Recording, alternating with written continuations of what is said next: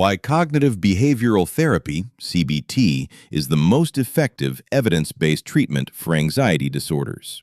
Anxiety is not just a feeling. It's a complex interplay of neurocognitive mechanisms designed to keep us safe. But when those systems misfire, they can trap individuals in a cycle of overthinking, avoidance, and hypervigilance. For analytically minded people who value understanding over platitudes, the question becomes, which interventions work and why?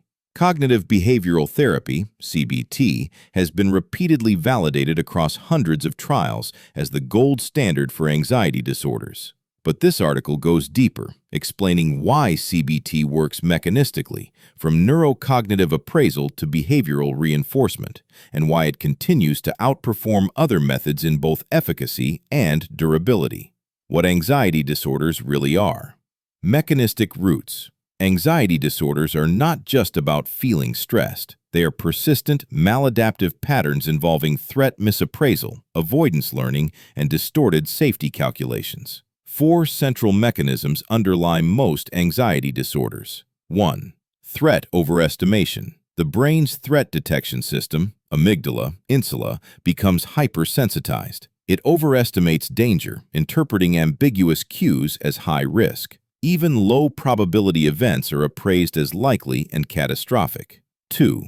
Avoidance learning. Avoidance offers short-term relief from fear but reinforces the perception of danger. By never confronting the feared outcome, the brain never gets to update its predictions. 3. Safety behaviors. Subtle, often unconscious actions, for example, rehearsing conversations, sitting near exits, prevent disconfirmation of threat. They reduce distress in the moment but maintain anxiety in the long run.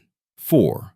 Cognitive distortions. Biased interpretation patterns like catastrophizing, mind reading, or black and white thinking sustain anxiety by skewing reality in the direction of perceived threat. These components interlock into a self-perpetuating loop. Anxiety remains high because the brain is never given corrective feedback. CBT is specifically designed to break this loop. Why confidence, motivation, and pure mindfulness approaches fall short. Many well-intentioned interventions focus on increasing confidence, positive thinking, or general emotional regulation, but they often miss the root. Confidence coaching assumes that lack of self-belief is the core problem. In reality, anxious individuals often know their fear is irrational, but can't change it because the system reinforcing the fear, avoidance plus safety behaviors, is intact. Mindfulness-only approaches increase present-moment awareness, but do not systematically challenge cognitive distortions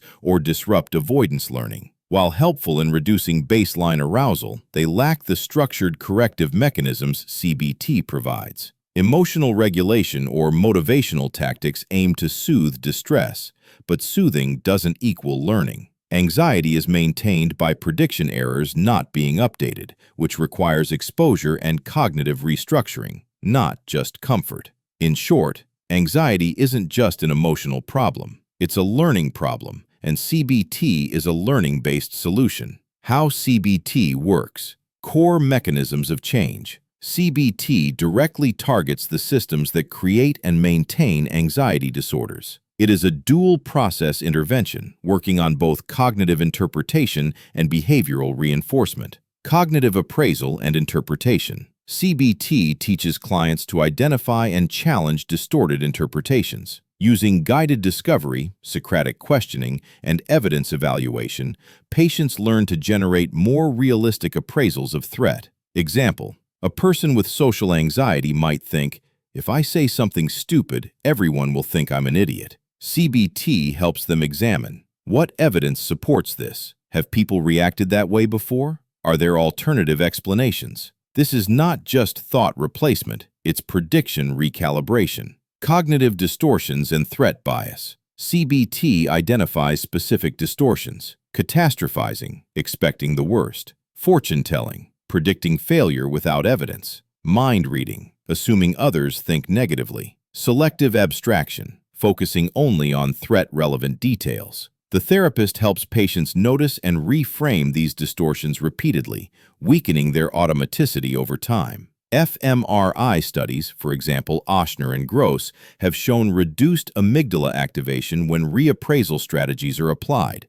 supporting CBT's neurobiological basis. Behavioral avoidance and safety behaviors. Avoidance prevents new learning. CBT uses behavioral experiments to reverse this process. Clients test feared predictions in real-world scenarios, allowing the brain to experience violated expectations, the foundation of belief updating. Safety behaviors, for example, always carrying water, texting for reassurance, are also identified and gradually removed to allow disconfirmation. Exposure and inhibitory learning.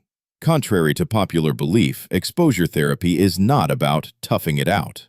It is about maximizing prediction error, presenting feared stimuli without the feared outcome, allowing the brain to build a new non-threat association. This process is called inhibitory learning, Krask et al.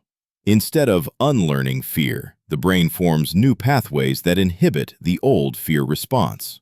Nervous system retraining through prediction error. Anxiety is maintained when the brain predicts danger and is never corrected. CBT works by creating precisely engineered violations of prediction. When the predicted catastrophe doesn't occur, the brain updates its model, recalibrating both emotional and physiological responses. This is learning at the neural level, a form of supervised error correction. CBT versus other approaches. Why it outperforms. Mindfulness only helps with attention and stress tolerance, but doesn't actively challenge threat appraisals or avoidance. Works best as an adjunct to CBT, not a replacement.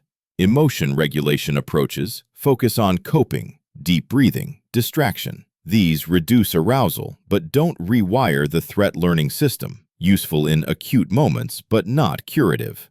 Confidence/self-esteem coaching often misidentifies the problem. Anxiety persists even in highly competent individuals if core fear structures remain unchallenged. CBT integrates cognition, behavior, and emotional learning, making it the only model that targets all major maintenance mechanisms of anxiety.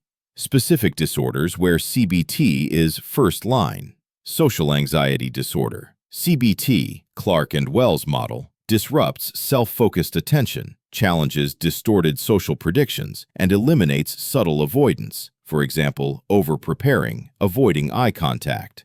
Panic disorder. CBT corrects catastrophic misinterpretations of bodily sensations, for example, heart racing equals heart attack, through interoceptive exposure and cognitive restructuring.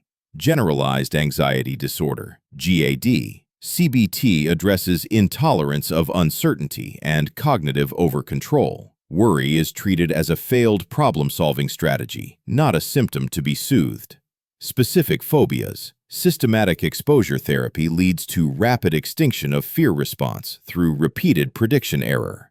Obsessive-compulsive disorder, OCD. Though requiring more specialized techniques, ERP, CBT still forms the backbone. Exposure combined with response prevention breaks the compulsion loop. Common misconceptions about CBT. CBT is just positive thinking.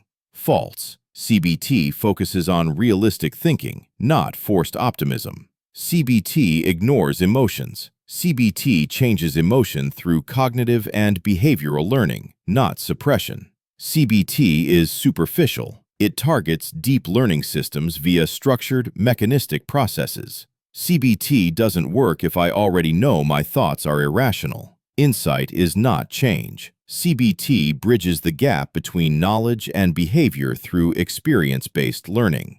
Conclusion: why CBT remains the gold standard. CBT is not popular because of marketing. It's the gold standard because it targets the fundamental mechanisms that create and maintain anxiety. It retrains the nervous system through exposure, corrects cognitive distortions through reappraisal, and breaks avoidance cycles behaviorally. It is mechanistically sound, empirically validated, durable in effect, adaptable to various disorders. For those who want to understand how anxiety works and how it can be unlearned, CBT offers not just answers, but tools.